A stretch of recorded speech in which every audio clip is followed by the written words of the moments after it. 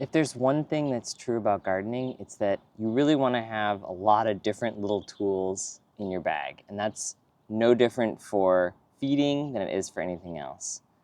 So maybe like me, you've seen people out spraying their plants and assumed this is probably bad. Like they're probably putting some nasty bug killing, terrible stuff on their plants, which is a false assumption. Maybe that's what they're doing, but maybe what they're actually doing is foliar feeding. Foliar feeding or spray feeding is a super, super effective way to feed plants, especially now. It's August and our plants are needing like a last minute feed. And so we're gonna do something that gives you immediate results, like within minutes, the plants are taking in the nutrients. So today I'm gonna show you how to foliar feed, how easy it is, and how it can help your garden. Let's get started with some of the materials that you need to foliar feed. So what you're gonna wanna have first and foremost is a spray bottle. You can get one of these off of Amazon or at like a home and garden store like a Home Depot or Menards. I'll include a link in the description so you can get this one or another one similar that's just cheap and easy. They're really simple. They're just 1 gallon tanks that you are able to put the feed into, put water into, and then pressurize with this pump handle. So I'll show you how that works in a minute.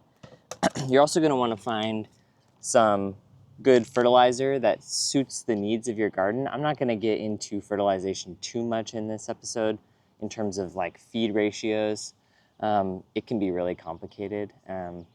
Basically, this is a feed I'm using later in the season because it's going to help set fruit and it's going to help the plant produce the strongest kind of harvest season. So when you're looking at feeds, you might just want to look at or do some research on what time of year it is and what your desired goals are. Like if you want to grow roots or lots of leaves, you're going to have a different ratio. But this is just a 3-2-3, and that has to do with the NPK or the nitrogen, potassium, phosphorus, I think. Anyway, that's the problem, right? Is it gets complicated quickly. But if you do a little research, you'll be able to find something good. I got this off of Amazon, and I think it will be perfect for this time in the garden. So that's great, and it's organic certified. So, and the last thing you're gonna need is some water. So I use rainwater for this.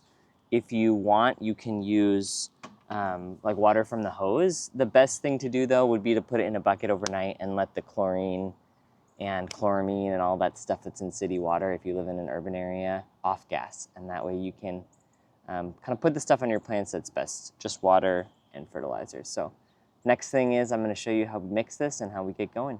Mixing this stuff really couldn't be easier. We're just gonna wanna get started by adding, on the back of the bottle, it will tell you what the mix rate is. So based on the size of the container or the amount of water you're putting in.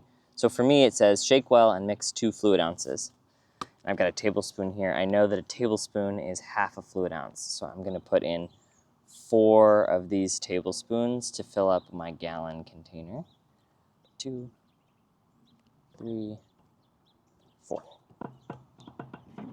And I'll just rinse the tablespoon off into the container a little bit. Okay, so then on the side of the container, it has these fill lines. So I'm gonna get all the way up to the top fill line. And so I'm gonna start pouring, keeping an eye on where my fill line is. Okay, there we go. We just hit the fill line. So now these pump handles have kind of a locking mechanism. So you're gonna wanna just put it in and start to get it screwing just a little bit. And then you'll be able to push this down, lock it in, and really tighten it down.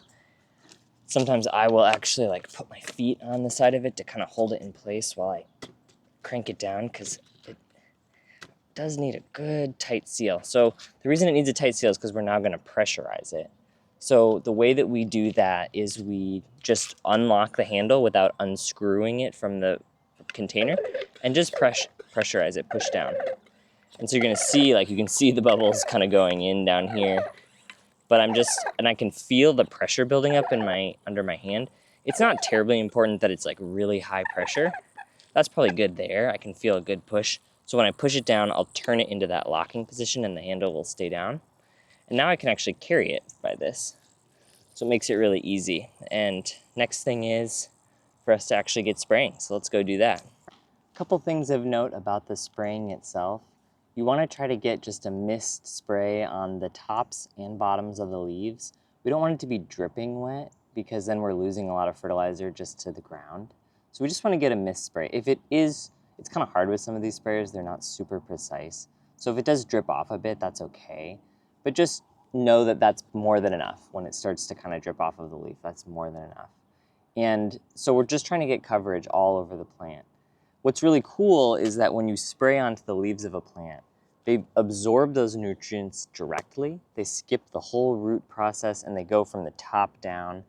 It means that they start feeding in minutes, up to an hour, but it's really, really rapid. And because of this, you can use it for a couple things. One is it's really helpful for setting fruit.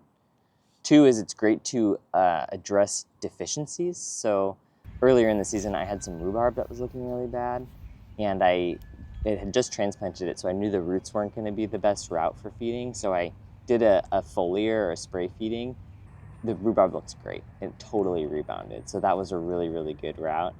And it's just really fast and effective. So it's going to be something you're going to be able to do multiple times throughout a season and kind of adjust based on what your garden is needing or what different plants are needing even. Because it's so small, I can just switch out a different feed if I need to for different plants. I also use this on my trees, my fruit trees. These are new fruit trees. And so they don't have a super well-developed root system that I could be feeding from the ground with. So I'm using this directly on the leaves this year just to give them a boost and hopefully help them prioritize developing strong roots for the coming years so we have really great harvests.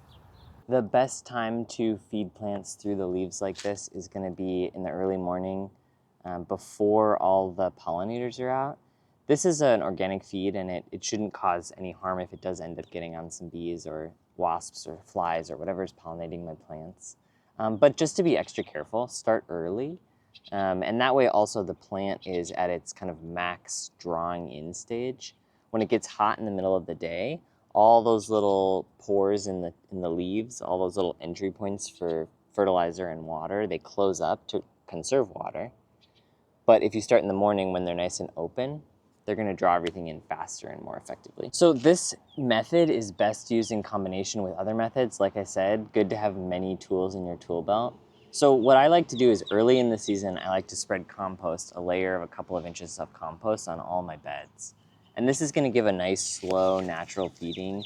I make my own compost, so you should, check out the other videos on that or wait and see the ones that are coming if you want to make some compost. But compost is going to be a long, slow feeding through the season.